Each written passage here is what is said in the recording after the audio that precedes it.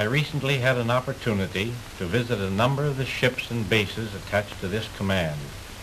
At that time, I met and spoke with many of you who are serving with the United States Naval Forces in Europe. I wish it could have been all of you. Since it could not, I am taking this means of talking to you a little bit about why we are all here. This command inevitably lacks the tight-knit unity of a single ship or even of a fleet. We are scattered widely, some of us afloat, some at bases, some at distant administrative centers.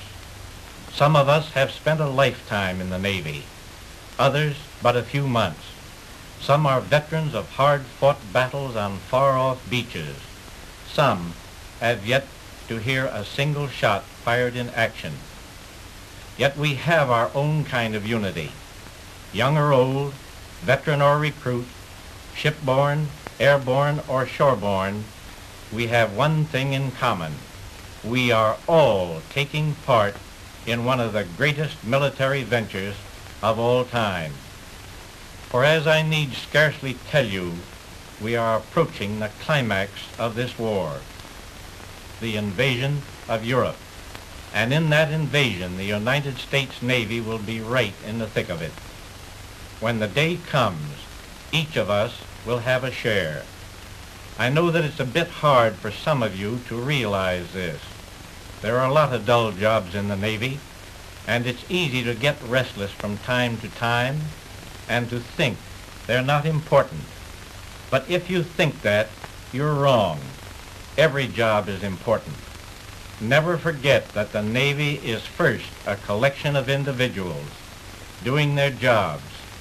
Seamen, radio men, firemen, boilermakers, storekeepers, pharmacist mates, yeomen, aviation specialists, bosuns, carpenter's mates, CBs, in fact the butcher, the baker, and the candlestick maker.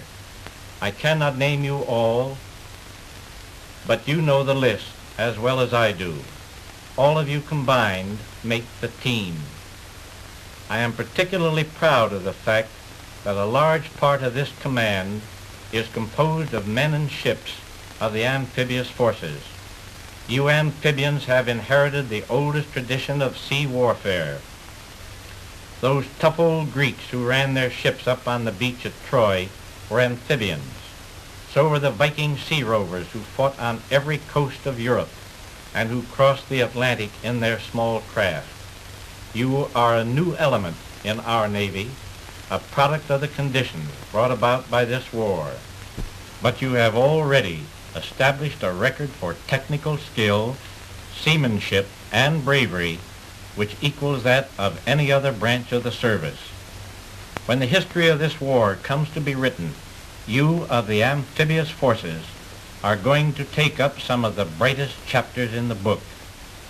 I am also particularly pleased at the way in which all hands have upheld the highest standards of the Navy in your conduct at this trying time.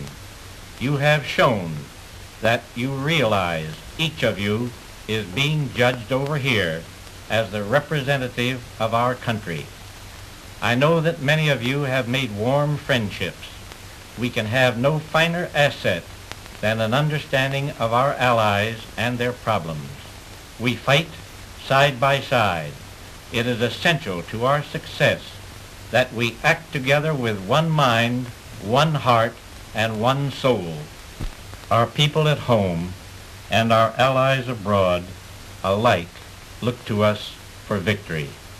Our children and our children's children will remember this as one of the great battles in man's fight for freedom.